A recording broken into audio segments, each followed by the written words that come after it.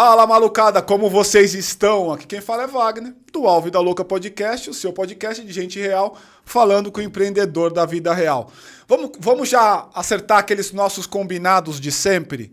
Se você está vendo esse vídeo, antes de mais nada, deixa o teu like, curta, compartilha, ajuda a gente a construir esse conteúdo para você aqui da forma e no canal que você sempre consome aqui conosco, tá bom? Lembra que nós temos um combinado e desse a gente não abre mão. Aqui nós falaremos as coisas como elas são, sem mimimi, sem lacração, portanto é 100% papo reto. E aí, Marcelão, pode falar palavrão, fica à vontade para falar o que você quiser, da forma que você quiser, tá? Comigo aqui o meu parceiro João. Fala, João. Fala, Wagner. Fala, Marcelo. Tudo bem? Um bom dia, boa noite aí para todo mundo que está assistindo. E tô bem animado para começar mais um dia de gravação aí com um papo com um empreendedor bem vida real que vai ter bastante ensinamento para dar.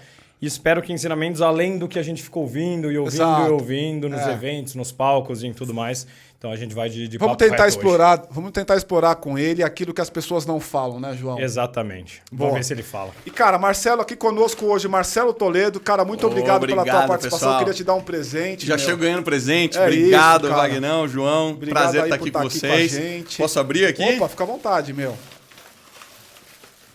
Ó, que demais. Obrigado. Boa. Valeu. Valeu. E o Marcelo Toledo é um cara que está há 22 anos no ecossistema de startups. Só para vocês entenderem um pouco, o cara já passou por Nubank, já passou por VEC, já passou por Oi.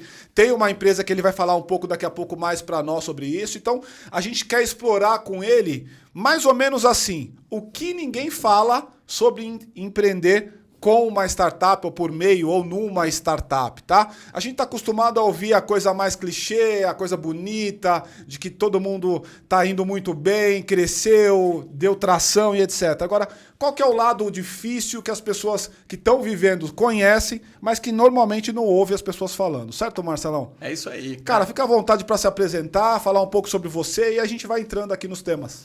Minha história é, a vida inteira eu trabalhei com tecnologia e quase sempre startups. São 22 anos, como você falou, então minha maior especialidade é construir sistemas, aplicativos, sites. Foi isso que eu fiz a minha vida inteira.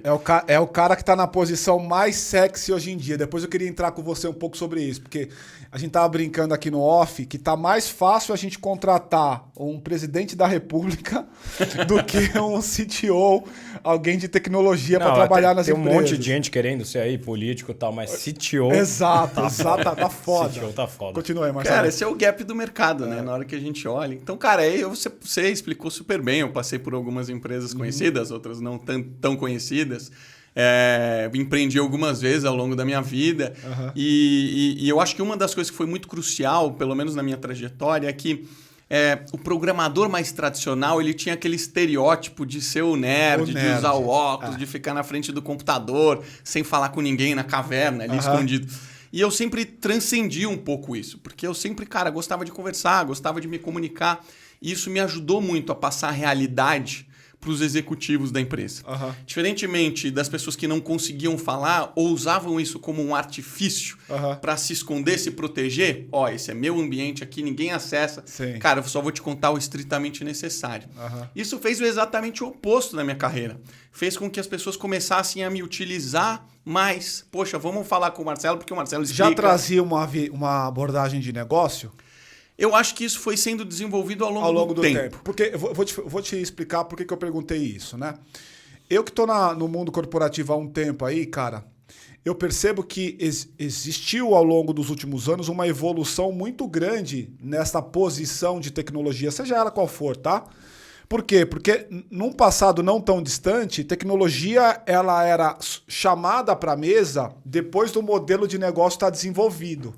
E aí você tinha lá uma especificação funcional e dizia, desenvolva para mim esta aplicação, este software. E aí você tinha a figura do nerd que pegava aquela coisa e traduzia em código. Especialmente com o advento da nova economia, as empresas que estão balizadas, estruturadas sob a ótica do digital, esse cara mudou a posição. normalmente a dinâmica de negócio começa com esse cara. Portanto, esse cara deixa de ser um cara escondido atrás do armário ou no canto da sala para uma posição muito importante no que diz respeito à visão de negócio mesmo. E aí que aparece o CTO um pouco, né? Total, é o CTO moderno, né? Uma coisa que eu brincava, Marcelão, aí já vou te passar a palavra, eu não conhecia até pouco tempo nenhum CEO oriundo de área técnica. CEO, até pouco tempo, eles eram todos oriundos de área de negócio. Gestão, né? Total, gestão e área de negócio. Vendedor, quem traz dinheiro, ganhava dinheiro de alguma maneira. Isso mudou um pouco, né? No Brasil, né? Porque quando a gente começa a olhar para os Estados Unidos e para grandes empresas em países com crescimento muito expressivo, tipo China, Índia, a maioria dos fundadores são tech. Okay. Porque a tecnologia, ela é predominantemente... Mas na nova economia você fala, né? Na nova economia. Eu tô falando da economia tradicional. Quando eu olho para a economia tradicional... Aí você tem total razão. Exato. Exatamente por esse fator que os produtos são horríveis. Exato. Pode parar para pensar qual que é a indústria de tecnologia do Brasil. A gente vem de uma era de indústria onde você tinha automação industrial, que tinha um pouco de tecnologia, que é uma tecnologia um pouco diferente, ela é um pouco mais simples. E você começa a ver softwares de varejo, RP... Esse tipo de coisa que foi o começo do desenvolvimento de software. Só que são softwares horríveis. Horríveis. E caros, gigantescos. Né? Se você pegar as principais marcas, que a gente não precisa falar o nome, mas que a gente tem aqui na memória, certamente você também tem. Cara, não tem nada de usabilidade naquilo. Nada, porque ninguém nunca pensou nisso. Então a abordagem, como você está falando, mudou. A abordagem, ela era uma abordagem em cascata. O que é cascata? Primeiro você faz A. Depois você faz B, depois você faz C. Perfeito. Isso mudou. Porque você tinha em projetos complexos algo que levava 2 anos para ser feito. Então você passava 3, 4 meses planejando, aí você ia desenvolver, depois você testava, depois você jogava para o mercado. O que a gente entendeu é que o mercado ele não tem mais esse timing de esperar 2 anos num projeto ficar pronto. Total. Então a gente pega um projeto de 2 anos e faz assim, ó. Não vamos olhar para os 2 anos. A gente sabe onde a gente quer chegar mais ou menos, mas eu só vou dar um passo de 2 semanas. E esse passo de 2 semanas, eu preciso entregar valor nas 2 semanas. Perfeito. E qual que é o grande objetivo aqui? Como é que eu aprendo o mais rápido possível? Perfeito. E conforme você adota essa abordagem de andar em 2 em 2 semanas, 3 em 3 semanas, 4 em 4 semanas, você diminui o risco de fazer coisas que não gerariam valor. Se você desenvolver algo que ninguém vai usar, você encerra ali na hora. Morreu, acabou e vão em frente. Tá. Isso diminui o risco. Isso melhorou a eficiência de empregar o capital. Perfeito. E você começou a ter uma junção das funções. Tá. Hoje, todo mundo trabalha em conjunto. Aham. A pessoa de produto com a pessoa de tech, com a pessoa de negócio, tá todo mundo trabalhando junto. Perfeito. Por quê? Estamos com o mesmo objetivo. Você falou uma coisa que eu queria só fixar aqui para ver se eu entendi corretamente, que é uma percepção minha, inclusive, também. Existe ainda, especialmente o pessoal da velha economia, o pessoal que é mais tradicional, o pessoal de consultoria e tal, existe ainda uma falácia que é assim, você vai começar um negócio, tenha certeza e convicção de onde você quer chegar com esse negócio. Quando eu trago isso para uma realidade de startup, é assim, eu tenho a sensação de que vai acontecendo meio que ongoing ali. Cara, a gente tem que entender que é o seguinte, por que hoje todo mundo fala de startup? Porque construir um negócio é subjetivo. É muito subjetivo. Sim. Ninguém nunca fez aquilo antes. E se você nunca fez isso antes, o que a gente está falando? Você vai ter que descobrir no meio do caminho. Então, qual que é a probabilidade de você planejar um negócio e você for executar e você acertar na vírgula? É praticamente impossível. É impossível. Olha todos os grandes negócios que todo mundo aqui que está escutando e assistindo a gente conhece. Facebook não começou como o Facebook é hoje. Twitter não começou como o Twitter é hoje. Uber não começou. Airbnb não começou. Nem a Netflix. Nem a Netflix. Nem a Netflix. Todos os negócios que a gente conhece foram planejados de uma forma e o curso do progresso fez com que mudasse. Qual é a variável que faz a mudança acontecer? Que mudança você disse? Essa, por exemplo, começou de um jeito e ela foi mudando até estar a versão atual. Esse é o espírito empreendedor. Porque a gente precisa de uma caixa de ferramentas bastante completa. Tá. Você pode contar com a sorte, né? Você tem gente hoje super jovem que montou negócio, deu super certo, Mas, cara, qual a probabilidade disso ter sido realmente fundamentado? Tá. Da pessoa ter uma bagagem muito grande? É pequena. Então existe a sorte. Só que a gente não pode contar com a sorte. Você precisa ter, cara, conhecimentos hoje de vendas, de finanças, de tecnologia, de contabilidade. Cara, senão você chega lá, você tropeça. Tá.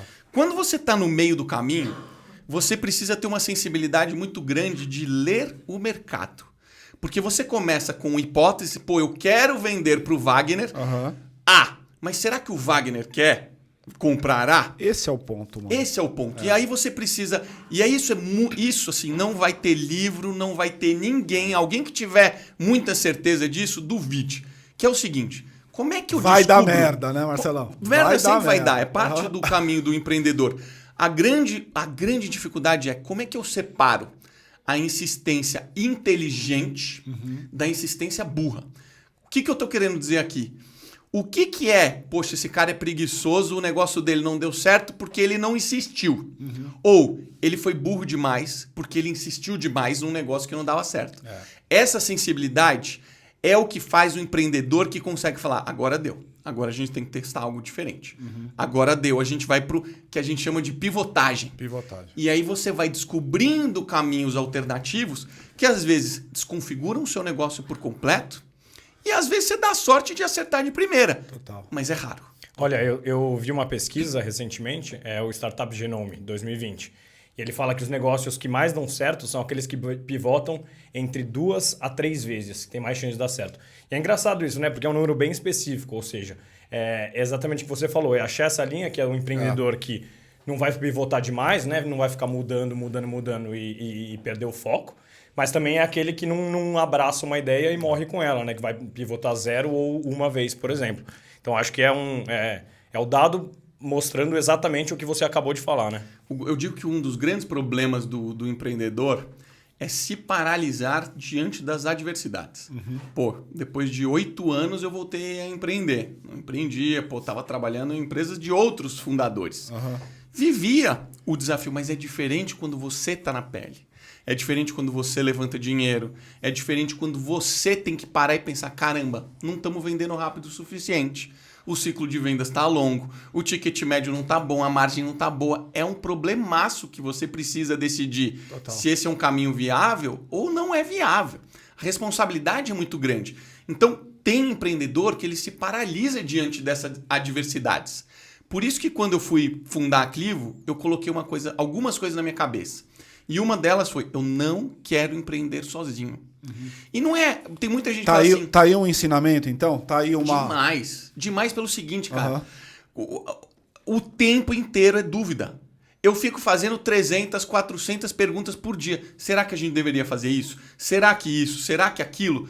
E se eu não tiver alguém do mesmo nível que eu, com o mesmo nível de risco, com o mesmo nível de responsabilidade para trocar comigo, com a mesma empolgação, eu vou ficar maluco, cara. Total, irmão. Porque eu vou trocar com quem? Eu vou trocar com o meu time, mas cada time é focado numa coisa no começo da startup. Total. Eu preciso ter alguém do meu lado que vá me dar essa troca, que vai falar, porra, mas Wagner, você tá vacilando aqui, cara, olha isso. Ou vai chegar, porra, Toledo, presta atenção nisso, cara. Olha aqui o que você não tá fazendo, olha aqui o produto que não tá funcionando.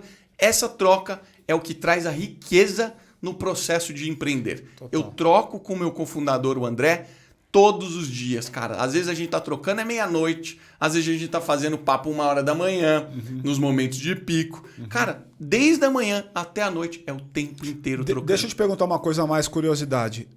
Nesses momentos de troca, as principais sacadas, elas acontecem em momentos oficiais de troca, tipo uma reunião como se nós estivéssemos numa reunião aqui, ou é aquela coisa mais corriqueira, tá no almoço, tá bebendo um vinho, tá fazendo alguma coisa no dia a dia e teve uma sacada porque tá trocando o tempo inteiro? Eu acho que já teve os dois. Os dois? Nessa nossa jornada já teve os dois. Teve uma vez que a gente tava... a gente devia estar com menos de 6 meses de empresa e, cara, eu tive uma ideia que eu falei, cara, é isso. É isso aqui que a gente precisa fazer. Isso daqui vai mudar a forma como a gente vai vender. É um novo canal de aquisição. Vai ter menos fricção.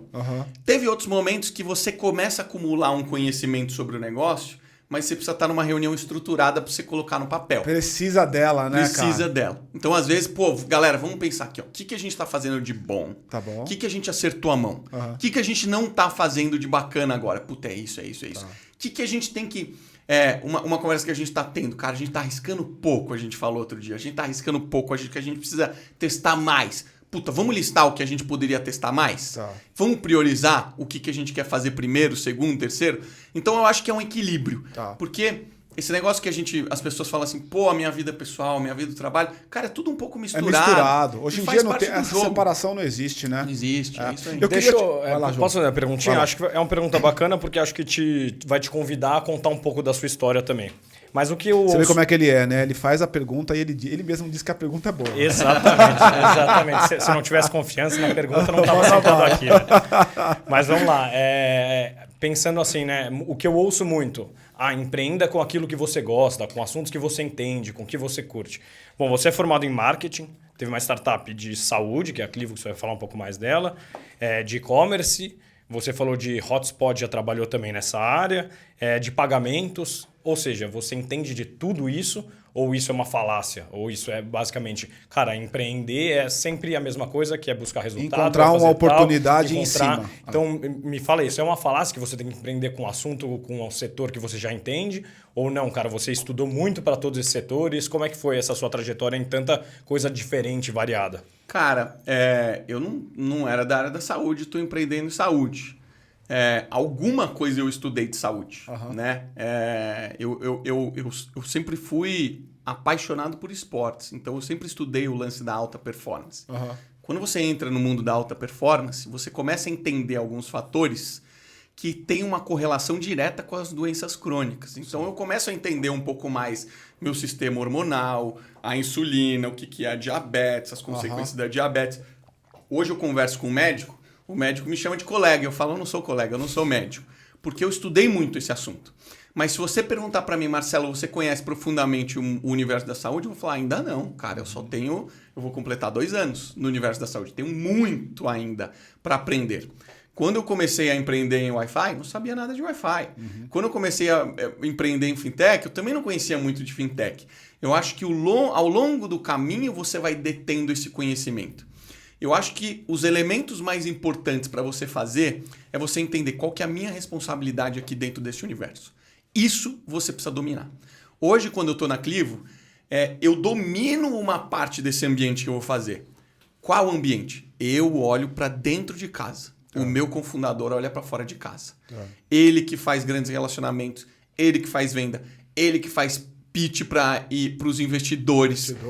Ele que faz isso. Eu não gosto disso. Eu sou um cara de rotina. Eu gosto de estar no escritório, batendo bumbo, conversando com as pessoas. Você é um cara de rotina? Eu sou um cara de rotina. Eu não gosto. Cara, não me bota para viajar que eu não gosto. Não me bota para. Cara, eu tenho meu treino no horário certo. Cara, a minha mulher diz que minha vida é uma planilha, só para vocês entenderem. Então esse é o meu universo. Meu universo é organizar as coisas. É bastante rotina mesmo, hein, meu? Se eu não soubesse fazer isso, a empresa vira uma zona. Entendeu? Quando a empresa vira uma zona, significa que está faltando um pilar fundamental do seu negócio que alguém precisa organizar. Certo. Então, isso eu sei fazer bem. Não conheço do negócio, mas eu descubro ao longo do caminho do que a gente precisa fazer, entendeu? Deixa eu aproveitar que a gente está falando sobre isso, né? Eu queria entrar com você nessa coisa da Clivo, né, cara? A gente já tangenciou a Clivo algumas vezes aqui. Conta para nós, o que você está fazendo hoje? Cara, qual que é hoje... Sabe a pirâmide de Maslow? Que ficou famosa e tal, que a gente fala quais são as necessidades mais importantes básicas do ser humano. Necessidades mais fisiológicas e tal. Para mim, a necessidade mais básica do ser humano é saúde. Saúde, sem dúvida. Sem saúde, você não consegue estudar. Sem saúde, você não consegue empreender.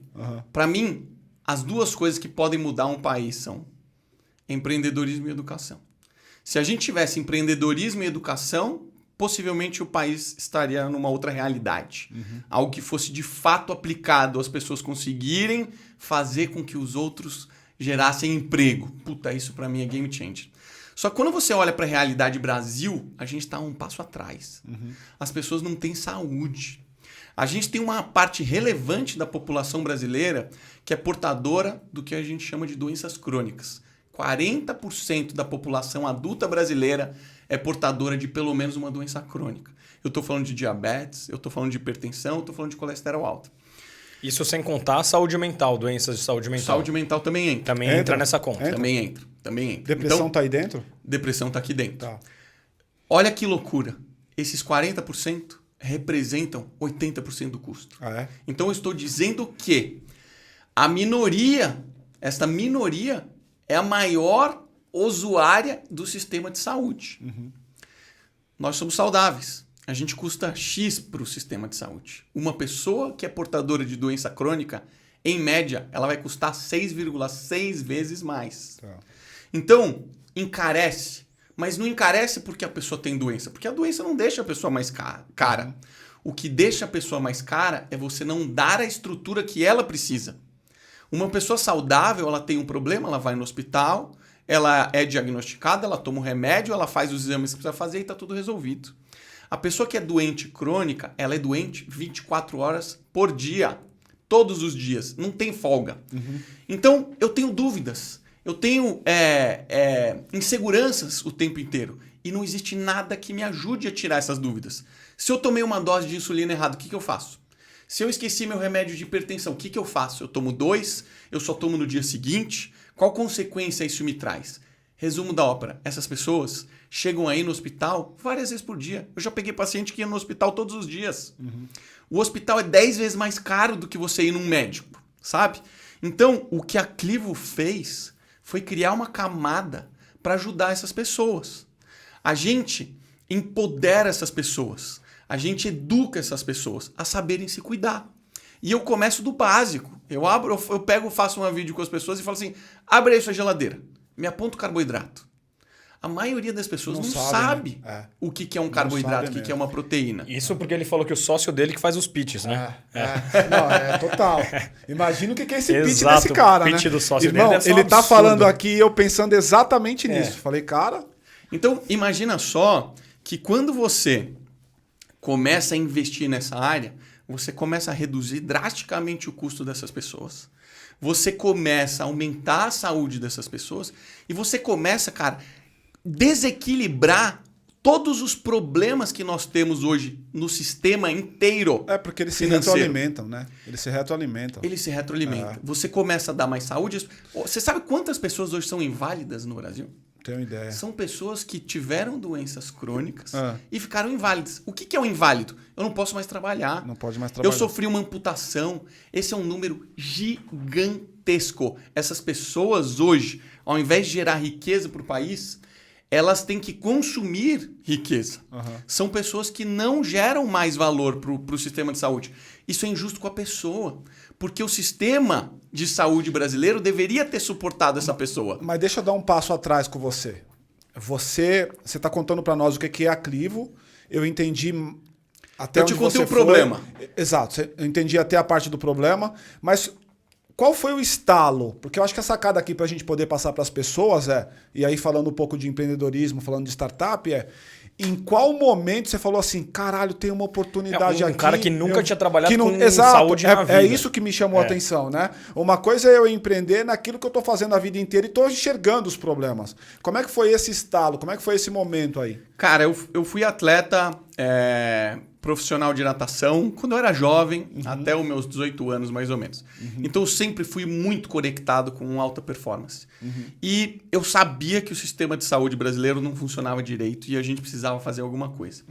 Quando eu estava no Nubank, eu comecei a sentir saudade. O Nubank começou a crescer demais, começou a ficar grande e eu falei, cara, eu quero viver isso de novo. E aí eu falei, eu quero fazer alguma coisa em saúde. E da onde que veio isso? Porque eu falei, cara, eu quero pra mim, eu quero resolver o meu problema primeiro. Qual que era a minha ideia original? Fazer exatamente o que é a Clivo, mas pra mim. O que eu precisava? Eu precisava de um personal trainer, eu precisava de um nutricionista, eu precisava de um médico, eu precisava de uma psicóloga, eu precisava de alguém pra me ajudar em todos esses pilares. E aí eu fui estudar esse modelo de negócio. E eu queria alguns outros pilares. Como eu falei, eu queria ter um sócio. Eu queria que fosse um negócio B2B, porque B2C é complicado de se fazer. Eu tive alguns pilares que eu escolhi. Quando eu fui estudar esta tese, eu percebi que era um produto muito difícil de ser vendido. As empresas não iam consumir esse produto tão facilmente. Eu ia competir com um Gympass da vida que hoje está explodindo. Porém, eu percebi que existia este mesmo produto para as pessoas crônicas. E foi aí que eu comecei a entender a dimensão do problema.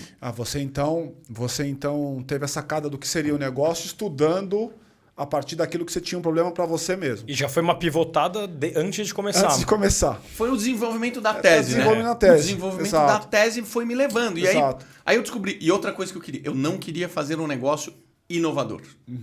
O investidor brasileiro, ele não gosta, ele não tem coragem, ele morre de medo de investir num negócio que nunca existiu. É verdade. Quando eu vi Concordo que o total. modelo da Clivo existia nos Estados Unidos, existia na China e eram grandes, o benchmark da Clivo nos Estados Unidos foi vendido ano passado por 18 bilhões de dólares. E isso daqui dá o quê? Dá a carteirada. Fala assim, ó, eu não estou inventando. Dá moda. paz. Esse negócio aqui existe, o mercado existe. Então, foi um misto de, putz, eu quero fazer algo com um propósito muito grande, que eu queria trabalhar com saúde, eu queria mudar a realidade brasileira, mas o caminho que eu comecei a pensar foi o caminho pela saúde, pelo wellness. Wellness. Só que eu acabei caindo no crônico. Tá. Então é muito diferente de você trabalhar no Nubank, que você está trabalhando no mercado financeiro. Estabelecido. Estou te ajudando a ganhar mais dinheiro, estou te ajudando a se organizar, estou te dando crédito, estou te impulsionando. Mas outra coisa, cara, é você receber um vídeo de uma senhora que é casada há 50 anos dizendo que você mudou a vida dela. E que ela vai obrigar o marido dela a fazer o programa da Clivo junto com ela também. E a Clivo é o quê, então? Ela tem lá uma... O que é? A Clivo é um tratamento digital para pacientes crônicos. Tá. Nós temos 2 pilares. O primeiro pilar é o pilar tecnológico, onde você tem um aplicativo. Todos os nossos membros, a gente não chama de paciente, a gente chama de membro. Ele tem acesso a esse aplicativo. Esse aplicativo, ele responde perguntas. Algumas vezes você tem que responder, outras vezes ele responde automaticamente. Como ele responde automaticamente? Eu te entrego dispositivos de monitoramento à distância. Eu te entrego um bracelete, exatamente, os wearables. Eu te entrego uma balança, eu te entrego um glicosímetro, um medidor de pressão, um oxímetro, um monte dessas coisas. Isso não tira um pouco do poder de escala da startup quando você coloca hardware no meio do negócio? Você diz no sentido financeiro? No sentido de você vai ter que pensar em algo que é menos escalável, que é entregar um produto, tem logística, De fato. tem... Você vai ter que comprar esses produtos. Exatamente, né? exatamente. Ou então Ou tem que ter uma alugar, parceria né? Um bem outsourcing grande ali, mas com enfim. alguém. De fato, isso traz um desafio a mais, porém o ROI é muito grande. Quando você vai ver o ROI dessa indústria, você faz qualquer coisinha, você está tendo um ROI de 7:1. Então tem margem para você fazer isso. E tem uma coisa aqui também que eu acho que vai acontecer cada vez mais. Em 2018, eu estava no South by Southwest, lá no Texas, e eu me lembro que aquilo me marcou porque uma futurista virou e falou: esse é o primeiro ano do fim dos smartphones. Aí eu fiquei pensando, caralho, se é o fim, e me parece que tá tudo indo para lá, o que vai vir depois? E aí ela completou dizendo, o mundo, a partir de agora, ele é das assistentes virtuais e dos wearables. Então, de alguma maneira, pensando numa visão de médio e longo prazo, ele vai estar assistido. O problema é dar os primeiros passos no momento em que o mundo não olha para isso ainda. Eu sempre fui um cara que metrifiquei minha vida inteira. Quando eu falava assim, poxa, engordei, passei Natal, Réveillon, exagerei, engordei, preciso perder 5 quilos, cara, a primeira coisa que eu fazia era colocar um painel na minha casa e controlar meu peso, controlar minha frequência de treino, controlar minha alimentação. Sempre fiz isso. Você é o cara da planilha, né, Sou irmão? o cara da planilha. No fim das contas, a Clivo é exatamente isso, só que de um jeito simplificado. Só que não acredito puramente na tecnologia. Eu acredito na união da tecnologia com o toque humano. O toque humano é o segundo pilar da Clivo, que são médicos, enfermeiros, nutricionistas, você tem esse pessoal na tua psicólogos. plataforma. Com certeza. E isso você faz conectando essas pessoas ou são contratados da Clivo? São funcionários da Clivo que cuidam de você. Eu sei, cara, o seu nome João, eu sei o nome do seu cachorro, eu sei o que você gosta de fazer, eu sei tudo sobre a sua vida. A gente começa a ser quase que uma unidade só. Eu te ligo no domingo para dar parabéns porque o seu netinho entrou na OAB, sabe? É esse nível de engajamento que eu crio lá. E as pessoas acabam amando a gente. E o modelo de negócio é assinatura? Como é que é? O modelo de negócio é o seguinte. A gente trabalha com grandes planos de saúde e grandes empresas. Por que esses dois universos? Porque quem hoje tem o grande custo, ou é o plano de saúde, ou é a empresa que tem 2, 3, 4 mil funcionários e ela está vendo o custo de plano de saúde subir. Hoje o plano de saúde é o segundo maior custo após a folha. Nos últimos 15 anos cresceu em média 15% ao ano. Absurdo. E deixa eu fazer Esse uma mercado pergunta. é absurdo. Deixa eu fazer uma pergunta para você. A Clivo, se não me engano, tem o terceiro ou quarto empreendimento seu mesmo, né? Quais foram as cagadas que você cometeu antes que na Clivo você falou, porra, isso aqui eu não vou fazer de novo? essa merda aqui não vou repetir. Cara, eu tive muitos outros negócios que eu nem falo, porque, cara, foram negócios que não deram certo, tá? Tomaram muito tempo, tomaram dinheiro, mas serviram para quê? Para eu aprender. Acho que foi um aprendizado caro. Mas a minha vida... Por que eu me formei em marketing? Eu não me apresento como marqueteiro. Eu conheço de marketing, me formei em marketing, obviamente, mas eu sou programador. É isso que eu sou. Isso é uma dualidade que você tem aí, que ele é incomum. Incomum. Mas por que eu fiz isso? Porque eu, como programador, eu consigo sentar aqui e criar um produto. Em 15 minutos eu começo a criar um produto. E aí eu ia para o mercado e tentava vender esse produto e eu não conseguia. Eu fazia produtos incríveis, ficava 1 ano, 2 anos fazendo produto, ia para o mercado vender e não conseguia.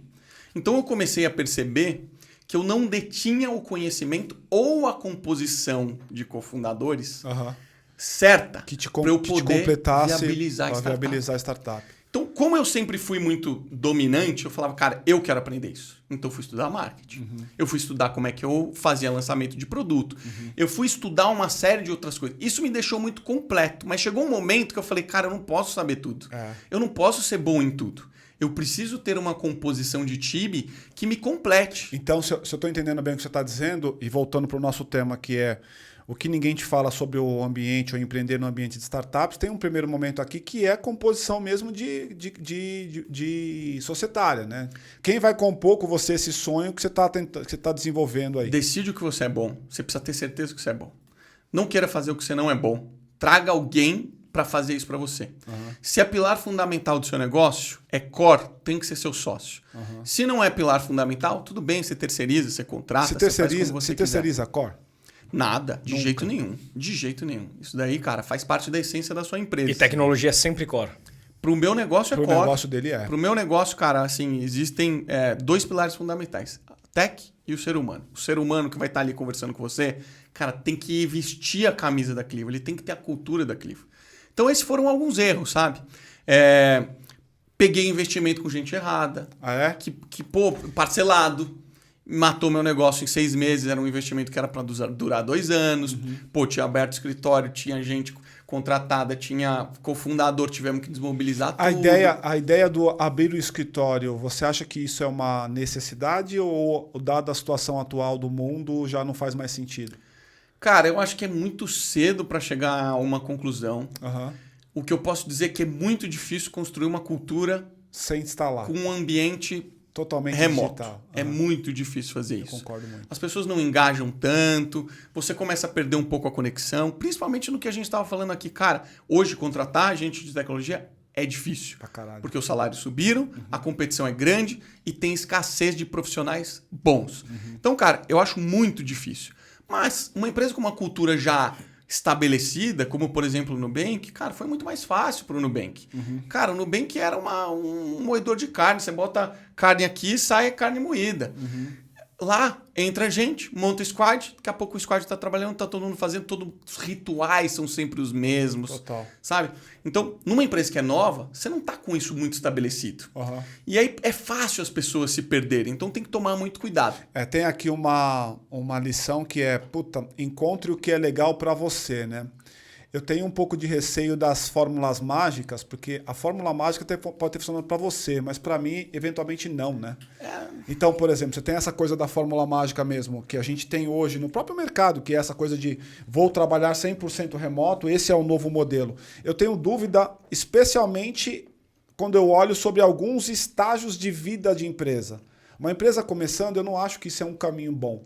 Eu acho que é um caminho que você vai perder, ao invés de você concentrar, você vai estar dispersando muito mais. Cara, no começo da Clivo, foi meu sócio e eu, numa sala emprestada, do lado tinha uma obra, eu tenho um vídeo disso, cara, numa britadeira do meu lado, porque a gente não queria gastar dinheiro. Meu sócio, cara, já fez 4 IPOs na vida dele. Ele é um cara super bem resolvido. Sua idade, mais velho? Um pouquinho mais velho que eu. Deve ter, fiz 40, ele deve ter uns 43. Cara, frugalidade. Não gaste dinheiro na hora que não precisa. A gente poderia pegar um escritório? Poderia, mas pra quê? A gente nem sabia se tinha um negócio. Eu acho que tem um pouco de cultura também, né? ter o escritório parece que materializa o empreendimento, né? Acho que é difícil explicar, mas todo mundo que está ouvindo sabe que é diferente. Eu trabalhei na pandemia, antes de entrar na UAU, eu trabalhei numa empresa durante 1 ano, que eu entrei na pandemia e saí na pandemia. E eu falava, pô, engraçado, porque eu não cheguei a conhecer as pessoas com quem eu trabalhei durante 1 ano. E eu tenho uma impressão de que eu não trabalhei naquela empresa da maneira como eu trabalhei nas outras, porque eu não estive lá no dia a dia. É muito diferente você levantar e ir até a mesa de alguém e falar, isso daqui, vamos resolver isso aqui, muito mais rápido. do que pegar e falar, pô, vamos marcar um call às 5 horas da tarde pra gente resolver isso daqui, compartilhar a tela, escolher minha tela, pô, é outra coisa, cara. O time fundador da Clivo devia ter umas 7, 8 pessoas. Cara, os rituais eram sempre reloginho, né? Todo dia de manhã, tal hora, fazemos a dele. Uma vez por semana a gente faz isso. O pessoal adorava isso. Todo mundo saía para almoçar no mesmo horário. Ia nos mesmos lugares. Conversas legais. Aqui em São Paulo? Nosso primeiro escritório foi num cowork na Vila Nova Conceição. Por incrível que pareça, que é um bairro super caro. A gente conseguiu um achado lá. Foi nosso primeiro escritório. Foi maravilhoso, foi incrível. Aí desse escritório a gente saiu para a pandemia. Mudou completamente a dinâmica. Quantas pessoas tem hoje? Hoje a gente está com 60 pessoas. 60. Caramba. Então, assim, o pessoal sente falta daquela época. Ele fala, poxa, eu sinto muito mais falta, porque hoje a gente tá meio misto, né? Hoje eu vou 3 vezes por semana no escritório, 2 vezes eu fico remoto, e não tem regra. Então, cada um faz a sua rotina, sabe? Então, eu acho que o equilíbrio, no fim das contas, sempre vai ser o melhor dos fatores, porque eu acho que a gente vivia um extremo. O nosso extremo era, a gente trabalha sempre no escritório, das 8 às 18, das 8 às 20 horas. Sempre assim. Agora a gente precisa aprender a trabalhar de forma assíncrona. Para pensar nas empresas grandes, o pessoal, os executivos, eles passam em reunião todo dia. Quando eu trabalhava na Oi, era horrível, cara. Porque é uma atrás da outra. Então não faz sentido. Os caras reclamam que não tem tempo nem para ir ao banheiro. Não faz sentido. Isso essa é uma das perguntas que eu faço sempre. Eu falo assim, quantas reuniões você tem por dia, por semana? Quanto tempo livre você tem? Se a pessoa fala assim, cara, eu passo o dia inteiro em reunião, eu falo, sua empresa está doente. Você tem que arrumar, você precisa aprender a trabalhar. Esse é um item que normalmente empreender, especialmente em ambiente de startup, que na teoria é mais cool, a gente não percebe, né? A gente acha que ter agenda lotada é melhor do que não ter agenda lotada. Mas tem que ter. A agenda lotada, ela, assim, primeiro, a agenda é uma das coisas mais importantes para todo mundo.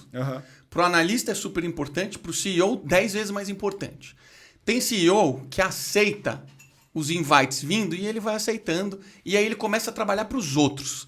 O CEO, ele precisa trabalhar para estratégia, ele precisa trabalhar para a empresa. Então tem que tomar muito cuidado com isso. Você precisa ter a agenda fechada porque você precisa planejar com antecedência o que você quer fazer e garantir que você vai ter os horários para você executar essas tarefas. Isso é fato, cara. Então, assim, organização de agenda nada mais é do que a execução do seu planejamento.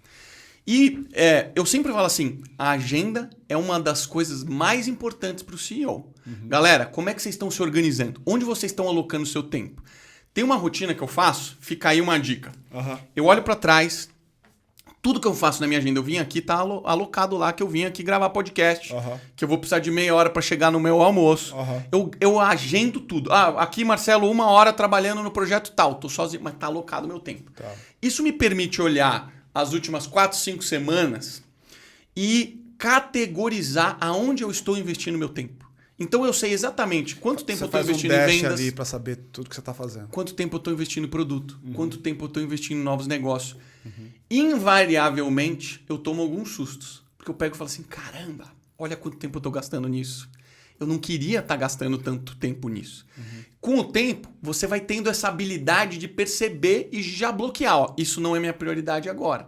Porque as pessoas, elas sempre vão te demandar.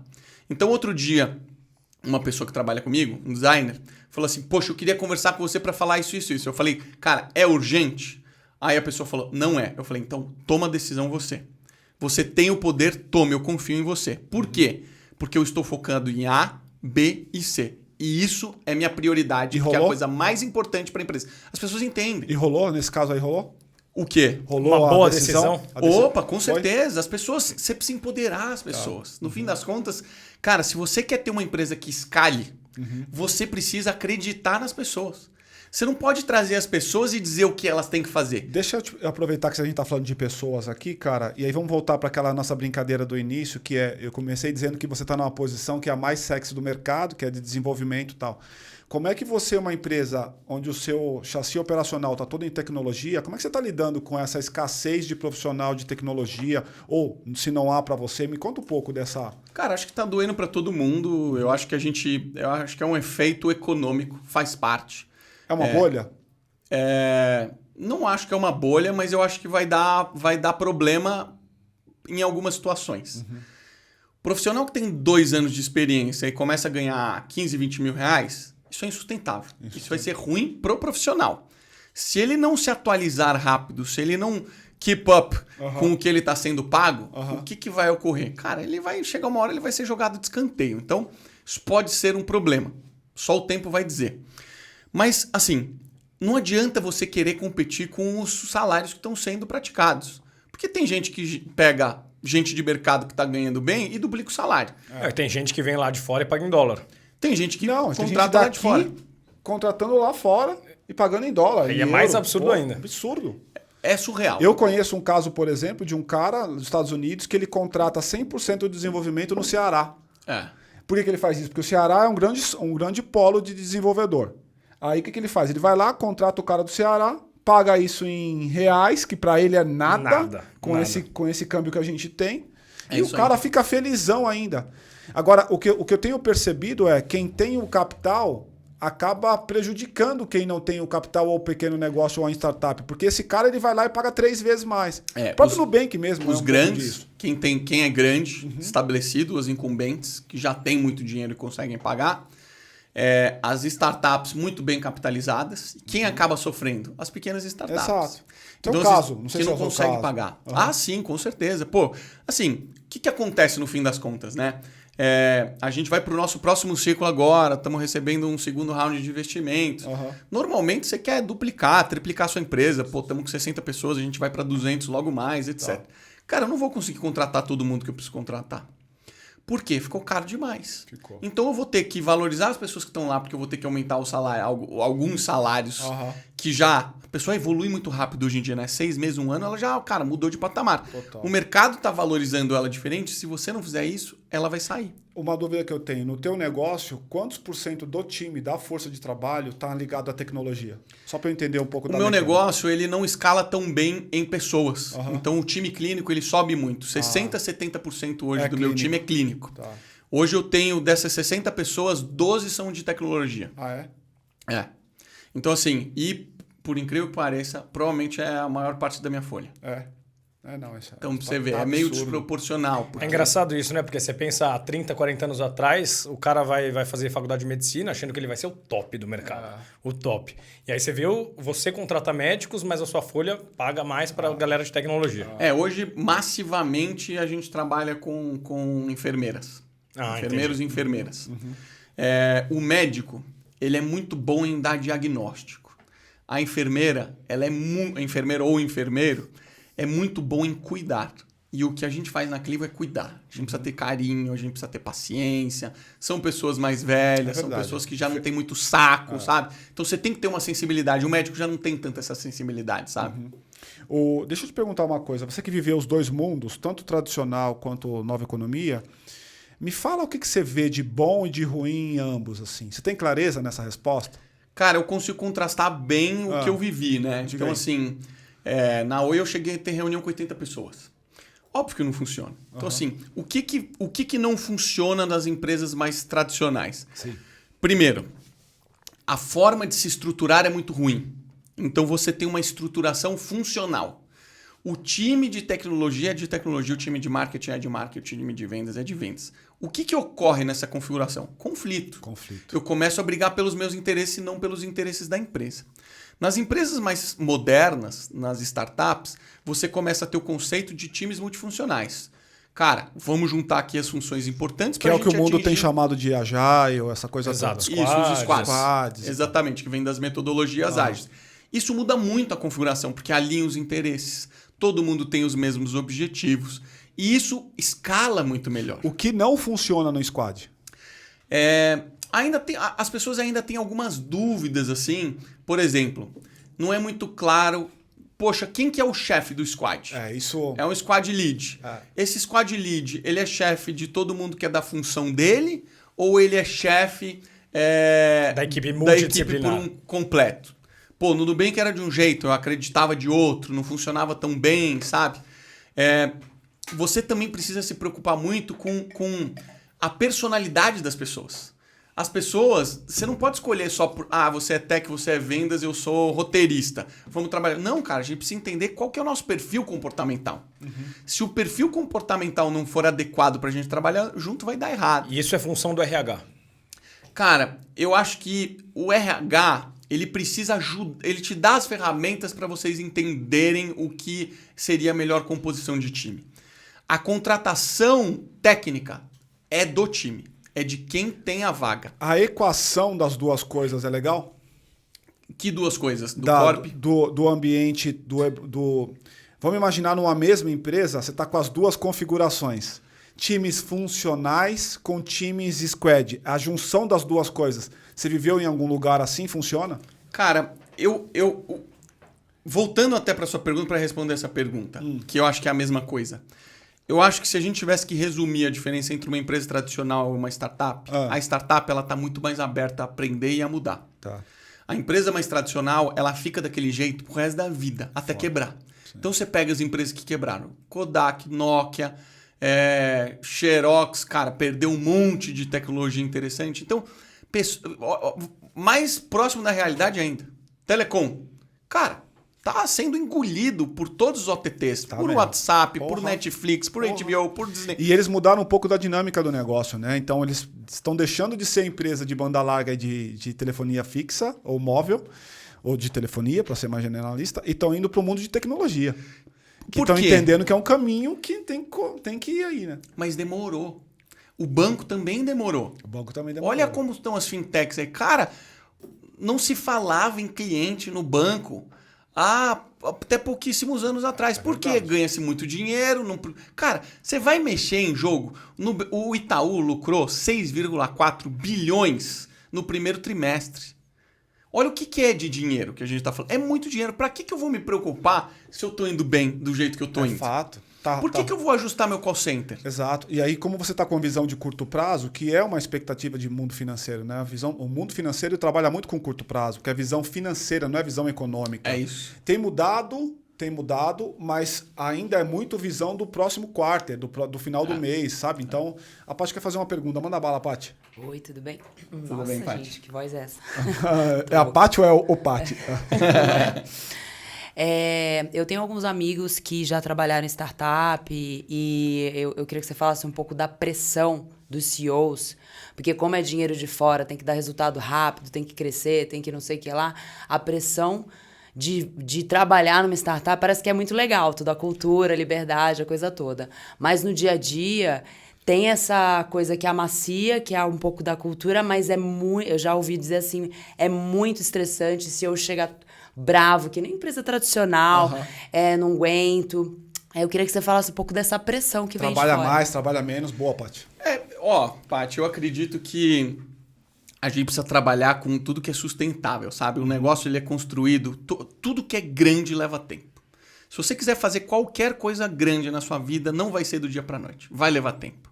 Então não adianta a gente querer fazer uma gravidez com 9 mães em um mês, não vai dar certo. Então, eu me preocupo muito com sustentabilidade, para evitar esse tipo de comportamento. Isso existiu muito no passado. Eu não acredito nesse modelo. Eu acredito que a gente precisa trabalhar de forma inteligente. Isso faz parte de um pilar de atrair pessoas boas. Porque uma pessoa que é boa, ela não vai se sujeitar a isso. É fato. Agora, é um ambiente de pressão?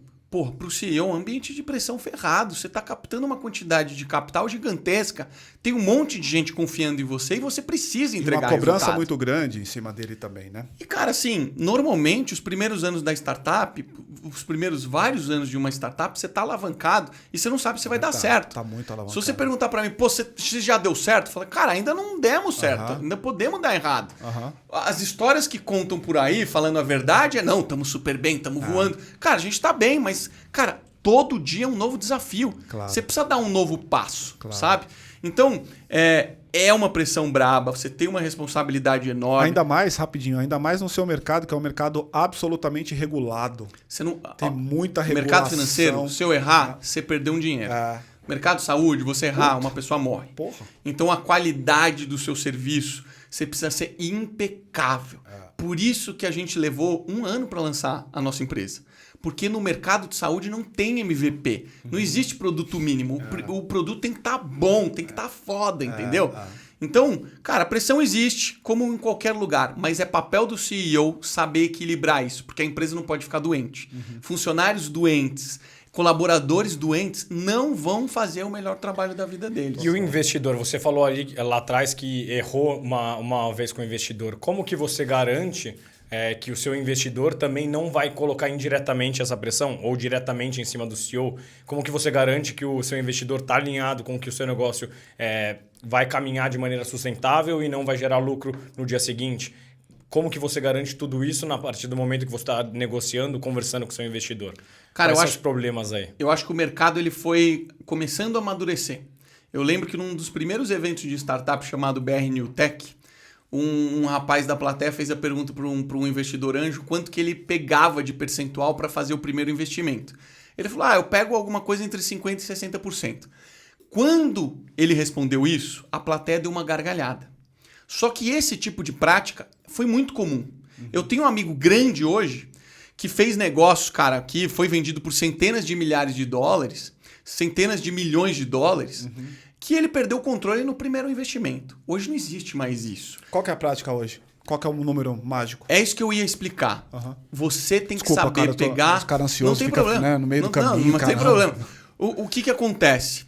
Se você pegar investimento com quem não é profissional, quem não é do mercado, quem não entende esse universo, concordo muito você com vai você. se ferrar. Então existe a trilha. Se você quiser ir para uma trilha de venture capital pura, que é como eu estou indo, o primeiro investimento, o investidor não apita nada. Ele costuma ser hands-off. Por quê? Ele precisa pulverizar muito dinheiro em muitas empresas para ver quais que vão dar certo. Então, o meu investidor, ele não tem direito nenhum, meu primeiro investidor. A partir dos próximos investidores, existem 2 tipos de ação. A ação preferencial e a ação ordinária. A ação preferencial... Desculpa, gente. A ação preferencial, ela te dá preferência ao lucro. Então, na hora que você vai ter um evento de liquidez, você tem a preferência de receber este dinheiro. Essas são as ações dos investidores. Qual que é a característica da ação preferencial? Ela não tem voto. Não tem voto. A ação ordinária são as ações dos fundadores. É quem toca a empresa. Quem sabe tocar a empresa? São os fundadores. Então, se o investidor começar a se envolver, se meter no que não tem nada a ver com o papel dele, tá errado. E você precisa fazer sua lição de casa para entender quem é quem. Quanto maior o round, quanto mais na frente você tá, maior a sua responsabilidade. Aí você começa a ter alguns requisitos que o investidor vai pedir. Pô, eu quero a constituição de um conselho. Tô colocando muito dinheiro aí. Eu quero ter alguém próximo acompanhando as atividades todos os meses. Poxa, eu quero saber o que você vai fazer com o meu dinheiro, porque senão você fecha a empresa, pega os milhões que você levantou e vai embora. O fundo ou o grupo de investidores coloca a pessoa na gestão? Na gestão, não. Não, né? Não. Você coloca uma pessoa no conselho, Só a no partir da conselho série pra A, poder... você começa a ter gente no conselho. E você começa a ter alguns controles que eles pedem para você não fazer maluquice. Então você tem alguns vetos. Alguns vetos que vão garantir alguns direitos mínimos daquele investidor. Então você tem que ter um equilíbrio para ver o que é razoável, o que é praticado no dia a dia e quem vai te ajudar isso. Um bom advogado com experiência em M&A de startup. Já deu pau, velho, na tua experiência com algum investidor aí? O cara tava pedindo mais do que ele deveria? Já viveu alguma situação de problema? Cara, no passado sim, como esse que eu peguei em investimento, puta, não tinha muitas saídas, ainda não tinha muito track record, o cara apostou, mas deu alguns meses e ele falou, cara, eu não quero mais essa brincadeira. Puta. E eu aceitei o investimento parcelado, então eu fiquei na mão do cara. Cara, assim, existe muita gente malandra nesse mercado. Existe muita gente que se aproveita da fragilidade e falta de conhecimento das pessoas. É fato. Principalmente quando você ainda não tem track record, você não vem desse mercado, você não conhece investidores. Investidores sérios não conversam com você. Você vai cair, cara, em quem quiser investir em você. Essa pessoa, este papel, vai te, cara, pedir um percentual mais alto. vai investir pouco dinheiro. Então, assim, tem que ficar com o olho aberto. Eu acho que, de certa forma, é uma forma de você aprender a educar o mercado pela dor, mas eu não admiro. É um tipo de profissional que eu não admiro. Eu olho e vejo essas pessoas participando de podcast, indo em programa de televisão, famosas, super hypadas, e eu sei o que essa pessoa faz na prática. Ela prejudica demais o empreendedor. Então tem que tomar muito cuidado. Porque... Isso é legal que você está falando, hein? Isso é bem legal que você está falando. Isso pouca gente fala mesmo. Eu tenho uma pergunta aí, que acho que também vai nessa do que ninguém fala. Todo empreendedor pode ser startupeiro? O que você quer dizer com um startupeiro? Cara, é um empreendedor que já teve 2 restaurantes, uma loja de mecânica e um mercado, ele pode falar, pô, agora eu vou para o mundo da startup. O que ele precisa fazer antes disso? Cara, eu acho que todo mundo pode ser startupeiro, né?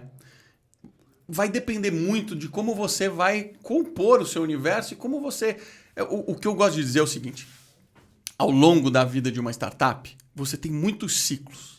A empresa muda muito rápido. Você construir a tese é um ciclo. Depois que você construir a tese, você tem que levantar dinheiro ou você tem que fazer bootstrap. Bootstrap é, cara, vou fazer o negócio girar com o fluxo de caixa, com o meu dinheiro, etc. Aí você tem que começar a contratar as pessoas. Aí depois, você já não consegue conversar com todo mundo, porque a empresa cresceu demais. Aí já é um outro ciclo.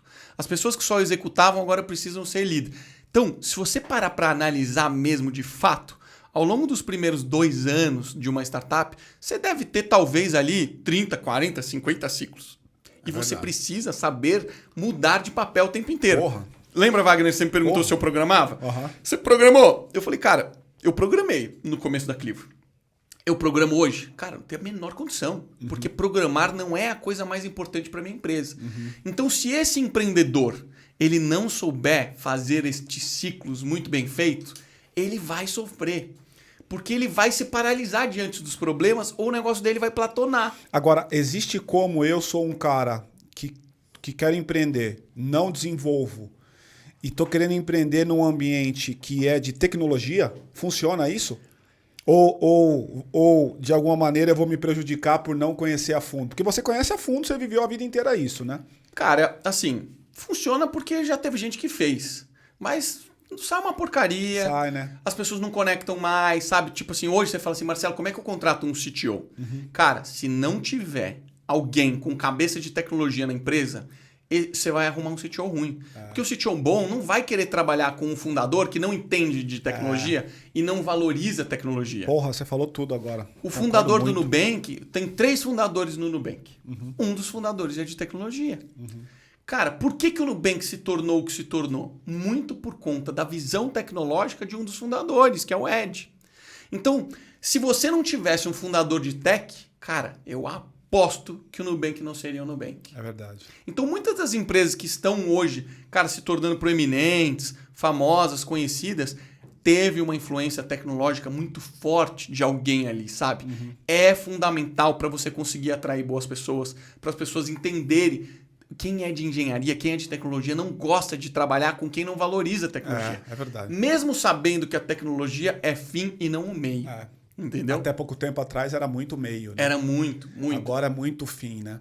Eu queria te ouvir, assim, a gente está chegando no final aqui do nosso tempo, até para não tomar mais o teu tempo, agradecendo que você está aqui com a gente. Imagina. Se você tivesse que dar dica para pessoas que estão com boas ideias, mas querem montar uma startup ou querem empreender de alguma maneira e não sabe por onde começar, começa por onde, Marcelão? Eu não sei se eu falei para você, mas eu escrevi um livro que eu explico uma metodologia passo a passo de como empreender. Tudo que eu aprendi na minha vida, tudo que eu errei, tudo que eu tive que fazer, todos os métodos para pensar em cada um dos elementos das minhas empresas, eu coloquei ali. Como é o nome do livro? Chama-se Dono. Dono. O livro Dono, eu publiquei para uma editora, acabei comprando os direitos autorais e hoje eu vendo ele, cara, você ainda encontra em algumas livrarias, mas hoje eu vendo PDF baratinho porque eu quero dar acesso a conhecimento. Legal. Não estou querendo vender meu livro, mas o que eu estou querendo dizer é o seguinte, as pessoas precisam primeiro conhecer de alguma coisa você precisa conhecer. Se você não conhece, corre atrás para conhecer. Não dá para você empreender num negócio que você está totalmente cru, você precisa ter alguma base. Segundo, você precisa ter um plano. Esse plano, ele precisa fazer sentido para você tentar viabilizar seu negócio. Então, tem gente que monta negócio, fala assim, puta, eu vou fazer isso. Tá, mas a conta fecha? Tem margem? Você consegue, de fato, comprar por preço A e vender pelo preço B? Então, essas perguntas principais, como eu gosto de responder? A minha forma de fazer o exercício mental é pensar como se eu fosse fazer um pitch para um investidor. Um terço do meu livro é como vender para um investidor. Que legal. Então, eu peguei a metodologia dos maiores investidores do mundo, que é a Sequoia Capital, que inclusive o Davi Vélez trabalhou lá antes de fundar o Nubank. A Sequoia Capital hoje representa mais ou menos 27% da Nasdaq em ativos. Caraca. Pra vocês verem o tamanho que eles são. Gigantescos. Eles falam assim, quer conversar com a gente? Essa é a estrutura. Eles botam lá 20 bullets. Só que eles não explicam o que fazer.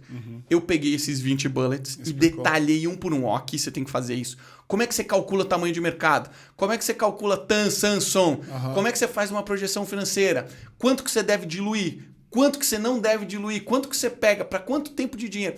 Isso me ajuda a pensar. Mesmo que você não vá pegar investimento, você precisa ter uma estrutura mental. Exato, concordo muito. Estrutura mental Porque é o que importa. Se um investidor estaria disposto a colocar dinheiro no seu negócio, é porque ele faz sentido, mesmo que você não for pegar esse dinheiro. Ainda que você não vá buscar, eu né? acho que o empreendedor tem que ter esta cabeça. Porque Exato. em algum momento lhe será solicitado E a esse questão tipo de assim, pensamento. alguém colocaria dinheiro nessa minha ideia? Não? Pô, então provavelmente a ideia é uma merda. A ideia não, né? O projeto, o planejamento é uma merda. Uma coisa que todo mundo fala, pô, não vou contar minha ideia pra ninguém. Cara, esquece isso.